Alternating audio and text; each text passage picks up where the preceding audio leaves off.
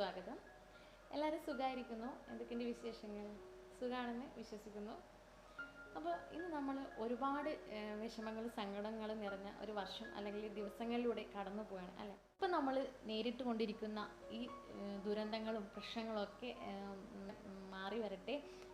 നല്ല നാളേക്കായി നമുക്ക് ഒരുമിച്ച് പ്രാർത്ഥിക്കാം. എങ്കിൽ പോലും നമ്മൾ നമ്മുടെ പരമ്പരാഗതമായ ഒരുപാട് ആഘോഷങ്ങൾ നമ്മൾ ചെറിയ തോതിൽ ഈ ഒരു സമയത്ത് ആഘോഷിക്കുന്നുണ്ട്. കഴിഞ്ഞ വിഷു നമ്മൾ ഇതുപോലെ ചെറിയൊരു കണിയും ചെറിയൊരു സദ്യയൊക്കെ വെച്ചിട്ട് ചെറിയൊരു ആഘോഷം നമ്മൾ ആഘോഷിച്ചിട്ടുണ്ട്. അതുപോലെ ഇപ്പോൾ അടുത്ത ആഴ്ച ഓണം അടുത്തെത്തി. 22-ാം തീയതി അത്തം തുടങ്ങി, 31-ാം തീയതി തിരുവോണമായി. ഓണം എന്ന് പറയുമ്പോൾ നമ്മുടെ മനസ്സിലേക്ക് ആദ്യം ഓർമ്മ വരുന്നത് ഓണപ്പൂക്കളാണ്, ഓണസദ്യ, ഓണക്കളികൾ, ഓണപ്പാട്ടുകൾ ഇവയൊക്കെയാണ് അല്ലേ. പണ്ട് നമ്മൾ ഓണം ആഘോഷിച്ചിരുന്നത് കുടുംബാംഗങ്ങളൊക്കെ വീട്ടിൽ ഒത്തുചേർന്നിട്ടും ഫ്രണ്ട്സിൻ്റെ വീട്ടിൽ പോയിട്ട് അങ്ങനെയൊക്കെ വളരെ ആഘോഷപൂർവ്വം ആഘോഷിച്ച ഒരു ഉത്സവമാണ് ഓണം എന്ന് പറയുന്നത്. പക്ഷേ ഇപ്പോഴത്തെ നമ്മുടെ സാഹചര്യത്തിൽ നമുക്ക് നമ്മുടെ വീട്ടിൽ ഒതുങ്ങിക്കൂടി ചെറിയൊരു ഓണം ആഘോഷിക്കുക എന്നുള്ളത് മാത്രമേ സാധിക്കുള്ളൂ. ഓണം എന്ന് പറയുമ്പോൾ നമുക്ക് ഓണസദ്യ ഒഴിച്ചുകൂടാനാവാത്ത ഒന്നാണ് അല്ലേ. ഏകദേശം 28ഓളം വിഭവങ്ങൾ നമ്മുടെ ഓണസദ്യയിലുണ്ട് അല്ലേ. പരമ്പരാഗതമായിട്ട് നമ്മൾ നിലത്തിരുന്ന് ചമ്രം പടിഞ്ഞിരുന്ന് ഇലയിട്ടാണ് ഓണസദ്യ കഴിക്കാറ്. അപ്പോൾ ഒരുപാട് വിഭവങ്ങൾ ഉള്ളത് കൊണ്ട് തന്നെ എല്ലാവർക്കും ഒരുപോലെ പ്രിയപ്പെട്ടതാണ് ഓണസദ്യ എന്ന് പറയുന്നത്. അപ്പോൾ ഈ ഓണസദ്യ എന്ന് പറയുന്നത് ഒരു ഔഷധ കലവറ തന്നെ. എങ്ങനെ നല്ലൊരു സദ്യ ഒരുക്കാം എന്ന് ഞാൻ എൻ്റെ പുതിയ കേരള ഓണം സദ്യ സീരീസ് എന്നിട്ടൊരു സീരീസ് ഇറക്കുന്നുണ്ട്. അതിൽ ഓരോ എപ്പിസോഡ്സിലും ഞാൻ ഓരോ വിഭവങ്ങൾ ഉൾക്കൊള്ളിച്ചിട്ടുണ്ട്. അതിൽ ഓരോ വിഭവത്തിൻ്റെയും പ്രത്യേകതകൾ, അതെങ്ങനെ വിളമ്പണം, അതെങ്ങനെ തയ്യാറാക്കണം, എന്തൊക്കെ ടിപ്സ് ട്രിക്സ്, ഇതൊക്കെ ഞാൻ നിങ്ങൾക്ക് പറഞ്ഞു തരുന്നതായിരിക്കും. അപ്പോൾ എല്ലാവരും എൻ്റെ വീഡിയോ ഫോളോ ചെയ്യുക. അപ്പോൾ ഇന്നത്തെ നമ്മുടെ റെസിപ്പി എന്ന് പറയുന്നത് രസമാണ്. അപ്പോൾ രസം എന്ന് പറയുന്നത് ഒരു ഔഷധ കട എന്ന് പറഞ്ഞാൽ നമുക്ക് രസത്തിനെ വിശേഷിപ്പിക്കാം. രസം കഴിക്കുമ്പോൾ നമുക്ക് ഗ്യാസ് ട്രബിളിൻ്റെ പ്രശ്നങ്ങൾ, സദ്യ കഴിക്കുമ്പോൾ ഗ്യാസ് ട്രബിളിൻ്റെ പ്രശ്നങ്ങൾ, അസിഡിറ്റിൻ്റെ പ്രശ്നങ്ങൾ ഇതൊക്കെ മാറും. ജലദോഷത്തിന് വരെ രസത്തിൻ്റെ മികവ് വളരെ വലുതാണ്. അപ്പോൾ നമുക്ക് എങ്ങനെ രസം തയ്യാറാക്കാമെന്ന് നോക്കാം. ബാക്കി ഡീറ്റെയിൽസ് ഞാൻ വീഡിയോയിൽ രസം ഉണ്ടാക്കിക്കൊണ്ട് നിങ്ങൾക്ക് പറഞ്ഞു തരുന്നതായിരിക്കും. ആദ്യമായിട്ടാണ് നിങ്ങൾ എൻ്റെ ഈ ചാനൽ കാണുന്നെങ്കിൽ എൻ്റെ ഈ ചാനൽ സബ്സ്ക്രൈബ് ചെയ്യാൻ മറക്കരുത്. വീഡിയോ ഇഷ്ടപ്പെട്ടാൽ ലൈക്ക് ചെയ്യാനും ഷെയർ ചെയ്യാനും കമൻറ്റ് ചെയ്യാനും മറക്കരുത്. അപ്പോൾ നമുക്ക് വീഡിയോയിലേക്ക് പോകാം. അപ്പോൾ ഇന്ന് നമുക്ക് വളരെ സ്വാദിഷ്ടവും രുചികരവുമായ രസം തയ്യാറാക്കി നോക്കാം. അപ്പോൾ ആദ്യം ഞാനിവിടെ രസപ്പൊടി ഉണ്ടാക്കാനുള്ള കൂട്ട് തയ്യാറാക്കുകയാണ്. രസപ്പൊടി അഥവാ രസക്കൂട്ട് ആദ്യം നമുക്ക് തയ്യാറാക്കിയെടുക്കാം. അപ്പോൾ നമുക്ക് ഈ രസക്കൂട്ട് വേണമെങ്കിൽ കടയിൽ നിന്ന് റെഡിമെയ്ഡായിട്ട് വാങ്ങാനും കിട്ടും. നിങ്ങൾക്ക് ആ രീതിയിൽ വേണമെങ്കിലും ചെയ്യാം.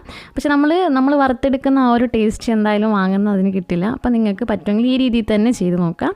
അപ്പോൾ ഞാനിവിടെ രസം തയ്യാറാക്കാൻ വേണ്ടിയിട്ട് 2 ടേബിൾ സ്പൂൺ തുവരപ്പരിപ്പ് അഥവാ സാമ്പാർ പരിപ്പ് എടുത്തിട്ടുണ്ട്. പിന്നെ 1.5 ടേബിൾ സ്പൂൺ മല്ലി, 2 ചുവന്ന മുളക്, 1/4 ടേബിൾ സ്പൂണ് ഉലുവ, 1 കഷ്ണം കായം, പിന്നെ 1 ടേബിൾ സ്പൂണ് ജീരകം. ഇത്രയാണ് ഇത് പൊടിച്ചെടുക്കാൻ വേണ്ടിയിട്ട് രസപ്പൊടി തയ്യാറാക്കാൻ വേണ്ടി ഞാൻ എടുത്തിട്ടുള്ളത്. അപ്പോൾ ഞാൻ ആദ്യം ഒരു 1/4 ടേബിൾ സ്പൂൺ നെയ്യ് ഒഴിച്ച് അതിലേക്ക് ബാക്കി ജീരകം ഒഴിച്ചിട്ട് ബാക്കിയുള്ളതെല്ലാം നമുക്കൊന്ന് ഫ്രൈ ചെയ്തെടുക്കാം. അപ്പോൾ ജസ്റ്റ് ഒരു നിറം മാറുന്നവരെ, ഒരു ബ്രൗണിഷ് നിറമാകുന്ന വരെ അത് നന്നായിട്ടൊന്ന് ഫ്രൈ ചെയ്യാം. കണ്ടോ, അപ്പോൾ അത് നന്നായിട്ട് ഫ്രൈ ആയി വന്നിട്ടുണ്ട്. ഇനി നമുക്കിതെല്ലാം കൂടെ ഒന്ന് പൊടിച്ചെടുക്കണം. അപ്പോൾ ഞാനൊരു മിക്സിയിൽ ഇത് പൊടിച്ചെടുക്കുകയാണ് ചെയ്യുന്നത്. നമ്മൾ ജീരകവും കൂടി ഇട്ടിട്ട് പൊടിച്ചെടുക്കുകയാണ് ചെയ്യുന്നത്. പിന്നെ ഞാൻ ഇതിലേക്ക് ഒരു 10-12 വെളുത്തുള്ളി അല്ലി കൂടി ഇടുന്നുണ്ട്.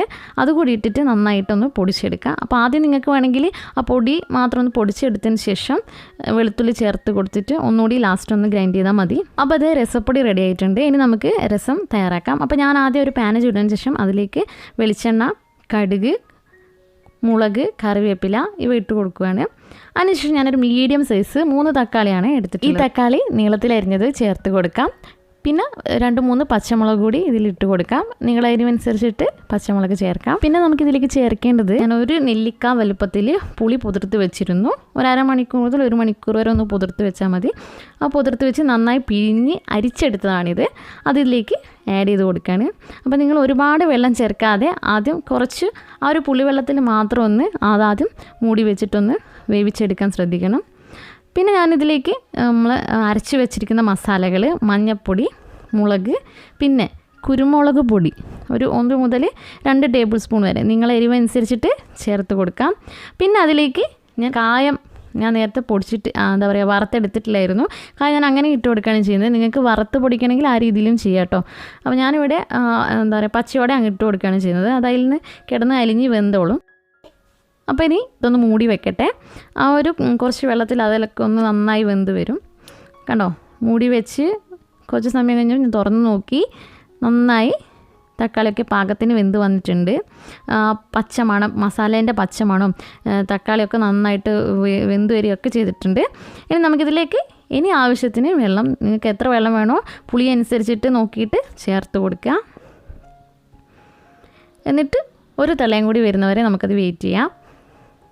യെസ്, അത് നന്നായി തിളച്ച് വന്നിട്ടുണ്ട്. നമുക്ക് തുറന്ന് നോക്കാം. നന്നായി എല്ലാം നന്നായി യോജിച്ച് വന്നിട്ടുണ്ട്. ആ ഒരു പച്ച മണമൊക്കെ പോയി നല്ലൊരു വാസന വരുന്നുണ്ട്. ഇനി നമുക്ക് ഇതിലേക്ക് കുറച്ച് ആ ഒരു ചൂടിലേക്ക് നമുക്ക് എന്ത് ചെയ്യാം, കുറച്ച് മല്ലിച്ചപ്പ് കൂടി ഇട്ട് കൊടുക്കാം. അപ്പോഴാണ് ആ രസത്തിൻ്റെ ഒരു കംപ്ലീറ്റ് ഫ്ലേവർ നമുക്ക് കിട്ടുക. പിന്നെന്താ, നമുക്ക് നമ്മുടെ ജലദോഷം വരുമ്പോഴും തൊണ്ടവേദന വരുമ്പോഴും കഫക്കെട്ടൊക്കെ വരുമ്പോഴേ ഈ രസം എന്ന് പറയുന്നത് നല്ലൊരു ട്രീറ്റ്മെൻറ്റാണ് കേട്ടോ. അപ്പോൾ നമ്മൾ ഉപ്പിന് പകരം പിന്നെ വെള്ളം ഉപയോഗിക്കുക. പിന്നെ നമ്മൾ ഈ പുളിയും പരിപ്പും ഒഴിച്ചിട്ട് ബാക്കി ഇൻഗ്രീഡിയൻസ് ഉൾപ്പെടുത്തിക്കൊണ്ടിട്ട് ഒരു കഷായം പോലെ തയ്യാറാക്കാം. അപ്പോൾ വളരെ ബെസ്റ്റ് ട്രീറ്റ്മെൻറ്റാണ് ഈ അസുഖത്തിനൊക്കെ. ടപ്പ എന്ന് പറഞ്ഞ അസുഖം മാറിക്കിട്ടും. അത്രയും നല്ലൊരു ട്രീറ്റ്മെൻറ്റാണ് ഈ ഒരു കഷായം തയ്യാറാക്കുകയാണെങ്കിൽ. അപ്പോൾ അങ്ങനെ നിങ്ങളൊന്ന് ട്രൈ ചെയ്ത് നോക്കൂ ജലദോഷമൊക്കെ വരുമ്പോൾ. അപ്പോൾ ഈ സദ്യകളിൽ എല്ലാ വിഭവങ്ങളെ പോലെ തന്നെ രസവും പല രീതിയിൽ ഓരോ ഭാഗത്തേക്ക് പോകുമ്പോൾ പല രീതിയിലാണ് രസം ഉണ്ടാക്കുന്നത്. പല ടൈപ്പിൽ രസം നമുക്ക് ഉണ്ടാക്കാൻ പറ്റും. ഇതിപ്പോൾ ഞാൻ തക്കാളി ഇട്ടിട്ടാണ് ഉണ്ടാക്കിയത്. തക്കാളി ഇടാതെയും രസം ഉണ്ടാക്കാം. അപ്പോൾ പല രീതിയിൽ രുചികരമായിട്ട് രസം തയ്യാറാക്കാൻ പറ്റും. പിന്നെ രസത്തിൻ്റെ ഒരു ഗുണം എന്ന് പറയുന്നത് നമ്മുടെ അസിഡിറ്റീൻ്റെ പ്രശ്നങ്ങൾ, ഗ്യാസ് ട്രബിളിൻ്റെ പ്രശ്നങ്ങളൊക്കെ മാറും. അപ്പം ഈ സദ്യ വിളമ്പുമ്പോൾ ഏറ്റവും അവസാനമായിട്ടാണ് നമ്മൾ രസം കഴിക്കുന്നത് അല്ലേ. അപ്പോൾ നമുക്ക് വയറിനുണ്ടാകുന്ന അസ്വസ്ഥതകളൊക്കെ അതോടെ മാറും. അപ്പോൾ സദ്യയിലൊരു പ്രധാനപ്പെട്ട വിഭവമാണ് രസം എന്ന് പറയുന്നത്. അപ്പോൾ എല്ലാവരും ഈ ഒരു രീതി ട്രൈ ചെയ്ത് നോക്കുക. അപ്പോൾ അതേ നല്ല അടിപൊളി രസം ഇവിടെ റെഡി ആയിട്ടുണ്ട്. വീഡിയോ ഇഷ്ടപ്പെട്ടാൽ ലൈക്ക് ചെയ്യാനും ഷെയർ ചെയ്യാനും കമൻറ്റ് ചെയ്യാനും മറക്കരുത്. ആദ്യമായിട്ടാണ് കാണുന്നതെങ്കിൽ സബ്സ്ക്രൈബ് ചെയ്യാൻ മറക്കരുത്. Thank you.